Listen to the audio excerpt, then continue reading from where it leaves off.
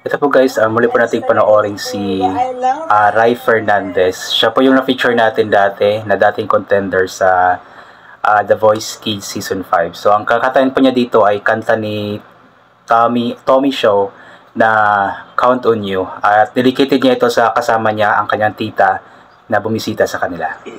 When I'm here, let the words in mine, and we do so bad, but I don't know where you are. Grabe, ganda. I cry, this is Ganda ng boses, no? Super. Galing ng batang to. on our own, so far, we're home at the moon, and we count a million stars. My love, still true. Rains are coming gone. Some have led me on, but I've started this road before, and they leave blue.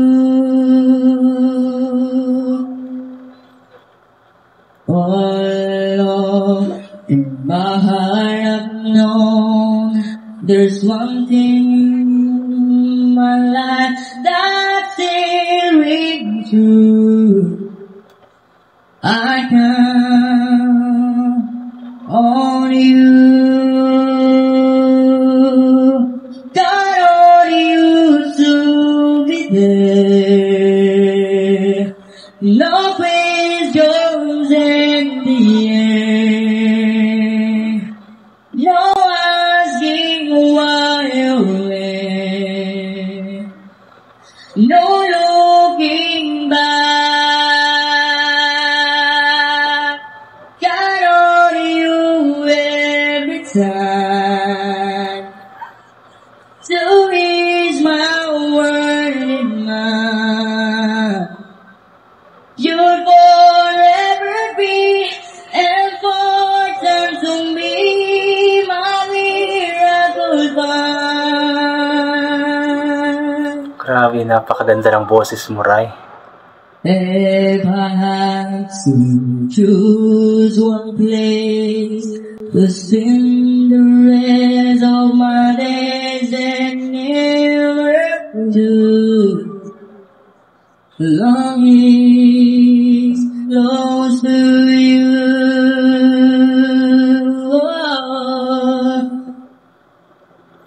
Grabe, no, yung boses niya is napakasarap pakinggan. Alam mo yung sinasabi ko palagi na pabinata or binata yung kanyang boses, pero napakasarap pakinggan, and yung kanta is always bumabagay sa kanya, yung mga kinakanta niya.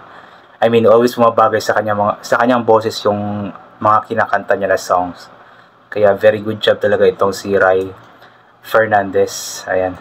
Sana po i-follow nyo po siya, Rai Fernandez po sa Facebook, para maging updated po kayo sa ano niya, mga panibagong cover song, kasi marami din talaga siyang mga ipinopost na mga cover songs niya, at alam ko na masahanga kayo sa kanya kapag napanood nyo ang mga iyon.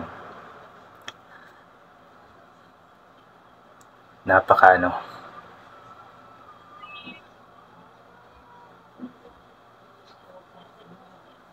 nawala yung mic. Lobat yung mic.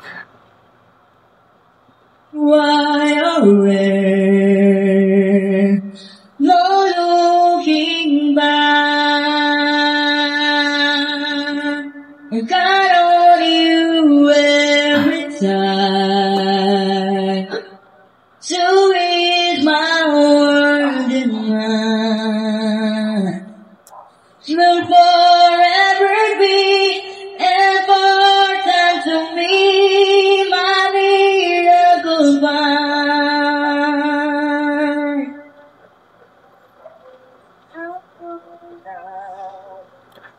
Ano ba yung mic? Sayang lang ba? Sayang yung mic na luloko. just me and you.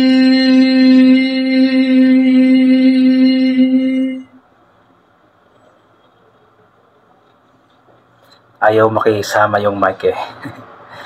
Ayan. Tinapos na lang niya. So yun nga po, inulit ko si Rai Fernandez, dating contender ng The Voice Kids Season 5.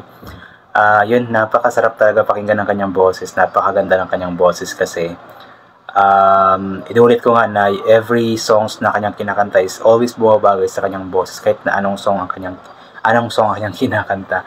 So sana po i-support po natin si Rai Fernandez, guys, and ipag-pray po natin na sana ay mabigyan ng break ang batang ito kasi napakagaling talaga niya. And also, sana muli siyang makasali sa mga competition sa TV, muling makabalik sa The Voice, or makasali sa Tawag ng Tanghalan, sa Singaling, sa The Clash, or sa Tanghalan ng Kampiyon. Nang sa ganun is mas may bahagi pa niya sa mas nakakaraming mga Pilipino ang kanyang talento sa pagkanta kasi napakagaling talaga niya. And I'm sure na kapag napanood pa ito ng iba ay mas dadami pa ang hahanga sa kanya. Then always po nating i-share ang kanyang mga videos, guys. Mag-comment po tayo ng maganda always.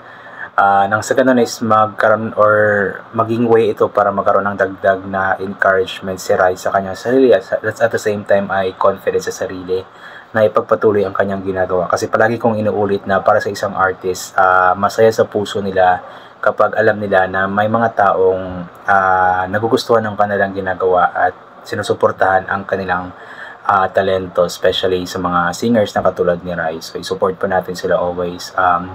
Always support local talents, guys, kasi napakarami talagang mga talentadong mga Pilipino na nasa sulok-sulok lamang ng Pilipinas, yung hindi pa talaga nakilala. At alam ko na mas maraming magagaling talaga, just like Rai Fernandez. Kaya support po natin sila always, guys. So yun, I think hanggang dito na lamang po itong gagawin ko na reaction video. So thank you so much po sa lahat ng mga palagi bumabalik sa aking YouTube channel.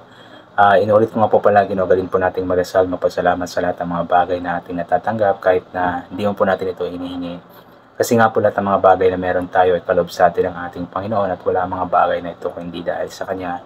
And always bring payong, kapote, sombrero, or anything na pwedeng maging proteksyon sa katawan kapag lalabas po tayo, nang sa ganun kapag mainit ay hindi po tayo mainitan. Or kapag biglang umulan ay hindi po tayo mababasa ng ulan. And always take vitamin C para maboost ang ating immune system at hindi po tayo matatamaan agad-agad ng kung ano namang mga sakit-sakit, especially sa panahon ngayon na paiba-iba nga po yung napakainit tapos bigla-bigla na lamang pong umulan. So once again, inulit ko hanggang dito na lamang po muna ito. God bless and bye for now po.